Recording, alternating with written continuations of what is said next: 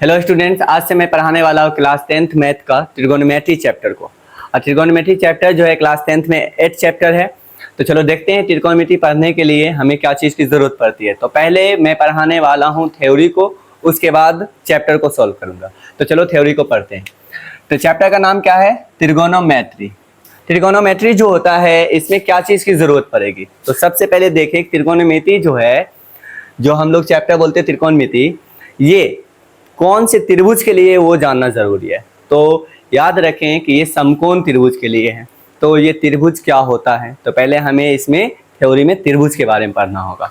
तो देखो यहाँ पर, और साथ साथ लिखते भी जाना है ना कि त्रिकोणमिति कैसे कहते हैं। हम यहाँ पे सब ऐसे भी बोर्ड पे लिखेंगे। तो पहला क्या है, त्रिकोणमिति के लिए हमें त्रिभुज को जानना पड़ेगा। तो त्रिभुज जिसे ट्रायंगल कहते हैं, त्रिभुज कहते किसे हैं? तीन भुजाओं से घिरी हुई बंद आकृति को त्रिभुज कहते हैं। मतलब त्रिभुज में कितने भुजा होंगे, तो वो 3 भुजा होंगे। और भुजा किसे कहते हैं, कोण किसे कहते हैं, ये तो पहले से मालूम होना चाहिए। अगर नहीं मालूम है तो हम क्या करेंगे, जब पढ़ाएंगे, ठीक है, 6th चैप्टर जो है त्रिभुज चैप्टर ही है, तो उसमें पढ़ाएंगे तो कौन भुजा के बारे में उसमें थ्योरी में पढ़ाया जाएगा। लेकिन यहाँ थोड़ा सा देखना है, कौन कितने प्रकार के होते सब उसमें पढ़ाया जाएगा। तो इसमें जो जितना जरूरत है उतना ही पढ़ाया जाएगा। तो यहाँ देखना, त्रिभुज किसे कहते हैं? तो तीन भुजाओं से घिरी हुई बंद आकृति को त्रिभुज कहते हैं। त्रिभुज किसे कहा जाता है? त्रिभुज किसे कहा जाता है? तीन भुजाओं से घिरी हुई बंद आकृति को त्रिभुज कहते हैं। जो कैसा होना चाहिए? बंद होना चाहिए। तो यहाँ एग्जांपल देखते हैं। जैसे कि एक भुजा ये हुआ, दूसरा भुजा ये हुआ, तीसरा भुजा ये हुआ। तो इसमें बताना 1 2 3 भुजा तो 3 है, लेकिन ये क्या है कि बंद नहीं है, ये खुला हुआ है। तो क्या इसे त्रिभुज कहेंगे? तो याद रखना है कि इसे त्रिभुज नहीं कहेंगे, क्योंकि बोला गया है कि 3 भुजा होना चाहिए, लेकिन कैसा होना चाहिए? वो बंद होना चाहिए। तो यहाँ पर ये जो है ये बंद तो है नहीं, क्योंकि 1 भुजा 2 भुजा 3 भुजा तो है, बंद नहीं है, तो इसे त्रिभुज नहीं कहेंगे। फिर देखना है 1 2 3, यहाँ पर अब कितना भुजा है? 1 2 3, लेकिन ये खाली नहीं है, कहीं से मतलब खुला हुआ नहीं है, ये एक बंद है। तो इसे हम क्या कहेंगे? इसे त्रिभुज कह देने वाले हैं। तो बोला जाएगा त्रिभुज किसे कहते हैं? तीन भुजाओं से घिरी हुई बंद आकृति को त्रिभुज कहते हैं। तो हम किसी भी तरह से त्रिभुज को बना सकते हैं। तो ये भी त्रिभुज हो गया। अब बताना है इसे त्रिभुज कहेंगे या नहीं कहेंगे। ये बंद तो है, जैसे कि 1 भुजा 2 भुजा 3 भुजा 4 भुजा। इस बार भुजाओं की संख्या कितना है? 4 है, तो इसे हम त्रिभुज नहीं कहेंगे, इसे चतुर्भुज कहा जाता है। तो त्रिभुज किसे कहते हैं? तीन भुजाओं से घिरी हुई बंद आकृति को त्रिभुज कहते हैं। तो यहाँ पर हम किसी भी तरह से त्रिभुज बना सकते हैं, लेकिन वो कैसा होना चाहिए? तो वो बंद होना चाहिए। जैसे बनाना है वैसे बना सकते हैं, ठीक है। तो ये भी त्रिभुज है, ये भी है, ये भी है और ये भी है। तो त्रिभुज किसे कहते हैं ये समझ में आया। तीन भुजाओं से घिरी हुई बंद आकृति को त्रिभुज कहते हैं। चलो अब त्रिभुज के प्रकार देखने, त्रिभुज कितने प्रकार के होते हैं इसे लिख लेना है। अब देखते हैं कि त्रिभुज के प्रकार को। तो याद रखना है कि भुजा के आधार पर त्रिभुज 3 प्रकार के होते हैं। त्रिभुज 3 प्रकार के होते हैं। क्या बोला गया है कि भुजा के आधार पर त्रिभुज 3 प्रकार के होते हैं। और पहले ही बता दिए कि साथ साथ लिखते जाना है, और साथ साथ नहीं लिखे तो स्क्रीनशॉट ले लें ताकि बाद में लिख पाए। तो भुजा किसे क्या बोला गया है कि त्रिभुज, भुजा के आधार पर त्रिभुज 3 प्रकार के होते हैं। तो यहाँ लिखते हैं पहला त्रिभुज का प्रकार, दूसरा त्रिभुज का प्रकार और तीसरा। हो सके अगर हम भुजा क्या करें, खींचे, मतलब त्रिभुज का भुजा को खींचे और त्रिभुज बनाएं, हो सके कि सभी भुजाएं त्रिभुज का क्या हो, आपस में बराबर खींचा जाए। मतलब ये भुजा वाला 3 भुजा वाला एक त्रिभुज खींचे, जैसे इसका नाम देते हैं A B C. A B एक भुजा है, ठीक है, बी सी भी एक भुजा है, ए सी भी एक भुजा है। तो भुजा कितना हुआ? 1, ये 1 हुआ, ये दूसरा और ये तीसरा। पहला दूसरा तीसरा, 3 भुजा तो है, बंद है, त्रिभुज तो है। और ये तीनों भुजा, ये जितना हो ये उतना ही हो, ये भी उतना ही हो। अगर ये 2 सेंटीमीटर का हो तो ये भी 2 सेंटीमीटर का हो, ये भी 2 सेंटीमीटर का हो, तो इसे हम क्या कहेंगे, ये तो त्रिभुज तो है, लेकिन ये सभी भुजाएं आपस में बराबर हो, उसे हम कहते हैं समबाहु त्रिभुज। समबाहु त्रिभुज, याद रखना है कि समबाहु त्रिभुज किसे कहते हैं, जिस त्रिभुज के तीनों भुजाएं आपस में बराबर हो उसे समबाहु त्रिभुज कहते हैं। यहाँ डेफिनेशन लिख सकते हैं कि जिस त्रिभुज के साथ साथ लिखते जाना है, जिस त्रिभुज के तीनों भुजाएं आपस में बराबर हो उसे समबाहु त्रिभुज कहते हैं। क्या लिखा हुआ है कि समबाहु मतलब सम मतलब हो गया समान, बाहु मतलब भुजा, तो ऐसा त्रिभुज जिसकी सभी भुजाएं क्या हो, समान हो, एक जैसा हो, उसे क्या कहेंगे, समबाहु त्रिभुज कहते हैं। यहाँ डेफिनेशन भी लिख दिया गया है। अब दूसरा में क्या है कि हम एक त्रिभुज को खींचे, उसका नाम क्या दिए, ए बी और सी, और यहाँ पर ए बी जितना बड़ा भुजा है, ठीक है ना, ए सी उतना ही बड़ा है, तो ये भुजा और ये भुजा सेम है।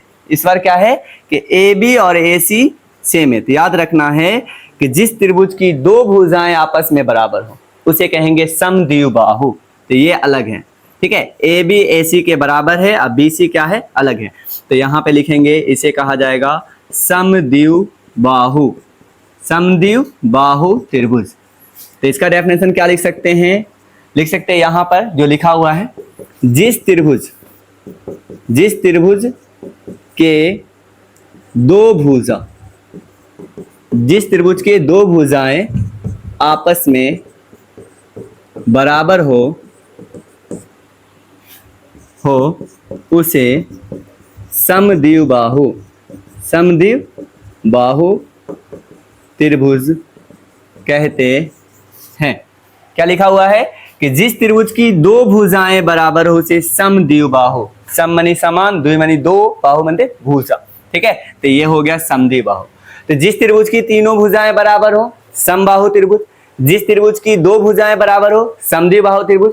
अगला क्या होगा कि ऐसा त्रिभुज खींचना है जिसकी एक भी भुजाएं आपस में बराबर नहीं हो, मतलब सब क्या हो, अलग अलग हो, जैसे कि ए बी सी, एक ये अलग है, ये अपने अलग है, और ये भी क्या है, खुद का अलग है, ठीक है, तो हम ऐसे त्रिभुज को कहेंगे विषमबाहु त्रिभुज, विषमबाहु त्रिभुज, ठीक है। विषमबाहु त्रिभुज किसे कहेंगे, जिस त्रिभुज के एक भी भुजा समान ना हो उसे विषमबाहु त्रिभुज कहते हैं, विषमबाहु त्रिभुज कहते हैं। पूछा जाए विषमबाहु त्रिभुज किसे कहते हैं, जिस त्रिभुज की एक भी भुजाएं आपस में बराबर ना हो उसे विषमबाहु त्रिभुज कहते हैं। तो यहाँ देखना है कि भुजा के आधार पर त्रिभुज कितने प्रकार के, भुजा के आधार पर त्रिभुज कितने प्रकार के, 3 प्रकार के। पहला त्रिभुज है समबाहु, दूसरा है समद्विबाहु, तीसरा है विषमबाहु। तो यहाँ पर याद रखना है, डेफिनेशन भी लिख दिया गया है कि भुजा के आधार पर त्रिभुज के 3 प्रकार होते हैं। फिर अगला देखना है कोण के आधार पर त्रिभुज कितने प्रकार के होते हैं। अब हम इस पढ़ क्या रहे हैं, हम पढ़ने आए हैं त्रिकोणमिति को, लेकिन हमें जब तक त्रिभुज का नॉलेज नहीं रहेगा त्रिकोणमिति अच्छी तरीके से समझ में नहीं आएगा। कौन से त्रिभुज के लिए त्रिकोणमिति है पहले वो तो समझना पड़ेगा। तो त्रिभुज के प्रकार कितने हो गए, मतलब भुजा के आधार पर 3। आप देखेंगे कोण के आधार पर, चलो आप देखते हैं आगे कोण के आधार पर त्रिभुज के प्रकार क्या है। कोण के आधार पर त्रिभुज 3 प्रकार के होते हैं, 3 प्रकार के होते हैं। क्या बोला गया है कि कोण के आधार पर त्रिभुज कितने प्रकार के होते हैं, तो 3 प्रकार के होते हैं। देखना है तो कोण, पहले थोड़ा सा कोण के बारे में जान लेते हैं, कोण किसे कहते हैं, ठीक है। कोण के बारे में जब जान जाएंगे तो उसके बाद आराम से हम त्रिभुज को समझ पाएंगे कि कौन कौन से प्रकार है। पहला कोण हमें याद रखना होगा, पहले तो कोण देख लेते हैं। कोण किसे कहते हैं, ठीक है ना। 2 किरणों के बीच के झुकाव को कोण कहा जाता है। यहाँ पर देखना है, ये एक किरण हुआ, दूसरा किरण ये हुआ, ये यहाँ पर एक किरण एक साइड गया, किरण क्या है, भुजा क्या है, वो सब देखेंगे त्रिभुज चैप्टर में, ठीक है। तो हम अभी यहाँ पर त्रिकोणमिति पढ़ाने वाले हैं, जो थोड़ा सा त्रिभुज की जरूरत पड़ेगा इसलिए बता रहे हैं, ठीक है। तो कोण के आधार पर त्रिभुज 3 प्रकार का होता है, तो हमें कोण समझना होगा। कोण का परिभाषा क्या है, दो किरणों के बीच के झुकाव को कोण कहते हैं। उसी कोई भी इंग्लिश जो है मतलब इंग्लिश अल्फाबेट में जो भी लेटर है, जैसे ABCD, तो उससे सूचित कर सकते हैं, या कोण को थीटा से भी सूचित करते हैं। इसको थीटा पढ़ते हैं, इस तरीका से हम बना सकते हैं, ये थीटा हो गया।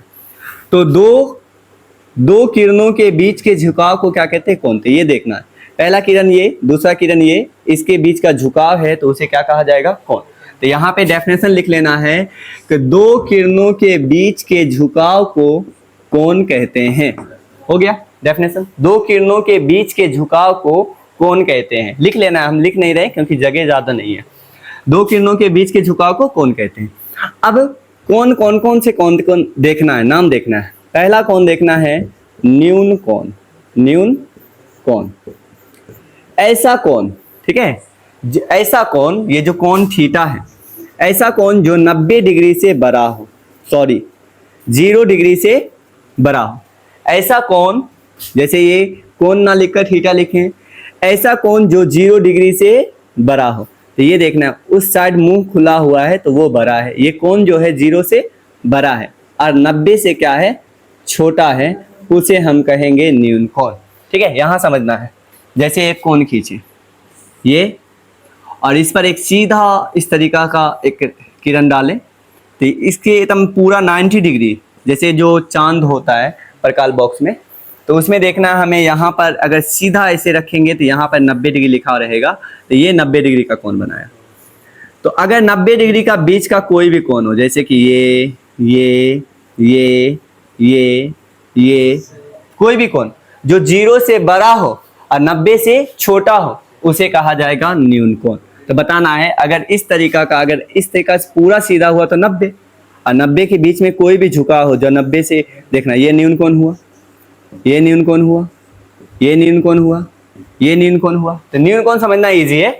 वैसा कोण जो 0 से बड़ा हो और 90 से छोटा हो, उसे न्यून कोण कहते हैं। इसमें लिख भी सकते हैं आपके लिए, वैसा कोण जो 0 से बड़ा हो 90 से छोटा हो, उसे न्यून कोण कहते हैं। इसमें हिंदी लिख लेना है, ठीक है ना, जब नोट्स बनाना है तो हिंदी लिख लेना है।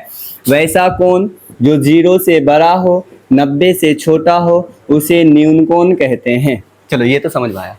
दूसरा क्या है, समकोण। समकोण किसे कहते हैं, तो बोलेंगे समकोण का परिभाषा देखना है। वैसा कोण, ये जो थीटा है, कौन है थीटा, क्योंकि कोण को थीटा से सूचित करते हैं। तो वैसा कोण जो 90 डिग्री के बराबर हो, यहाँ पे क्या लिख दिए, थीटा 90 के बराबर है। तो वैसा कोण जो 90 के बराबर हो, उसे हम लोग समकोण कहते हैं। जैसे यहाँ पर देखना, ये रहा इस साइड, ये कितना डिग्री का कोण बना, 90 डिग्री का, तो ये हो गया समकोण, ठीक है। तो हम यहाँ पे डेफिनेशन लिख सकते हैं, वैसा कोण जो 90 डिग्री के बराबर हो, उसे समकोण कहते हैं। ये डेफिनेशन हिंदी में लिख लेना, वैसा कोण जो 90 के बराबर हो, समकोण कहते हैं। चलो दो कोण हो गया। तीसरा कहलाएगा अधिक कोण। अधिक कोण, अब अधिक कोण किसे कहेंगे, याद रखना है। वैसा कोण, जैसे ये थीटा, थीटा क्या है, 90 से बड़ा हो और 180 से छोटा हो, उसे कहा जाएगा अधिक कोण। जैसे देखना, ये इतना बड़ा 90 से बड़ा रहा, ये कोण 90 का है, सॉरी ये 90 का है, ठीक है ना। अब ये 90 की से बड़ा होना चाहिए, तो इस साइड होना चाहिए, मतलब देखना अब ये 90 से बड़ा हुआ, तो ऐसे कोण को कौन सा कोण कहेंगे, अधिक कोण। तो हम बोल सकते हैं कि वैसा कोण 90 से बड़ा और 180 से छोटा, उसे अधिक कोण कहेंगे। अब ये कोण के बारे में जो थोड़ा बहुत समझ में आया, ठीक है, फिर हम त्रिभुज बनाएंगे तो पूरा अच्छी तरीके से समझ पाएंगे। तो इसका डेफिनेशन लिख लेना है, वैसे कोण जो 90 से बड़ा हो और 180 से छोटा हो, उसे अधिक कोण कहते हैं। डेफिनेशन लिख के नोट्स बनाना है। तो कोण के आधार पर त्रिभुज कितने प्रकार के होते हैं, तो याद रखना है, कोण के आधार पर भी त्रिभुज 3 प्रकार के होते हैं। तो तीनों को लिख लेना है। पहला त्रिभुज जो कहलाएगा वो कहलाएगा न्यून कोण। देखना न्यून कोण किसे कहते हैं। ये एक त्रिभुज बना है ए बी सी। अब ये बताना तीन भुजा तो है, त्रिभुज तो है, और यहाँ पर झुकाव एक बनता है, यहाँ पर भी झुकाव बनता है, यहाँ पर भी झुकाव बनता है, तो क्या हो गया, त्रिभुज है। ठीक है। अब यहाँ पे ये देखना है कि तीन क्या है, तीन कोण है, और ये कोण देखना है 90 से कितना है, छोटा एक बड़ा है, देखना है। अगर हम यहाँ पर इस तरीका से आगे एक रेखा खींचें और यहाँ पर क्या करें, एक लंब डालें, तो इतना बड़ा जो होगा ये होगा 90 डिग्री, इतना बड़ा 90 डिग्री होगा। तो बताना ये क्या है, ये तो 90 से छोटा है, मतलब ये तो 90 से छोटा है, इतना ही झुकाव है, और ये पूरा झुकाव 90 का, तो ये 90 से छोटा हुआ, तो इसे हम कहेंगे न्यून कोण। यहाँ पे ये देखना है, अगर इतना बड़ा रहेगा ये पूरा, तो ये 90, लेकिन ये 90 से क्या है, छोटा है। फिर इसी तरीका से यहाँ भी देख लेना है, अगर ऐसे रहेगा तो 90, तो ये 90 से क्या है, इस तरीका से रहेगा तो 90 बोलेंगे, तो ये 90 से क्या है, छोटा है, इसे कहेंगे न्यून कोण। तो जिस त्रिभुज का तीनों कोण 90 से छोटा हो, मतलब कि न्यून कोण हो, उसे कहा जाएगा न्यून कोण त्रिभुज, न्यून कोण त्रिभुज। ठीक है। जिस त्रिभुज का तीनों कोण 90 से छोटा हो उसे कहा जाएगा न्यून कोण त्रिभुज।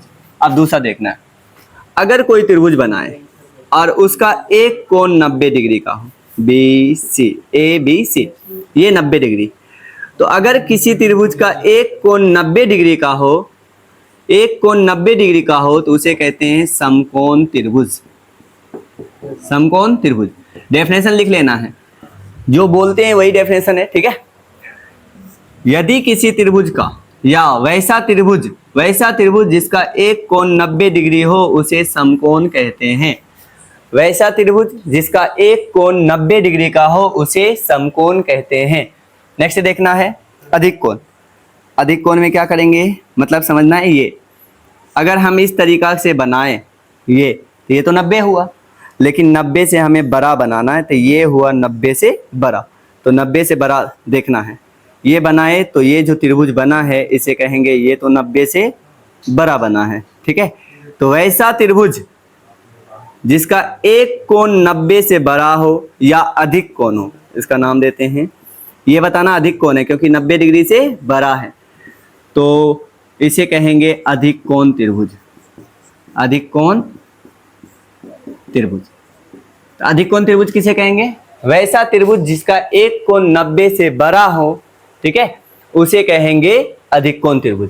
तो यहाँ पर हम लोग देखे हैं, त्रिभुज को अच्छी तरीके से देखे हैं, जो थोड़ा बहुत बताना था त्रिभुज में।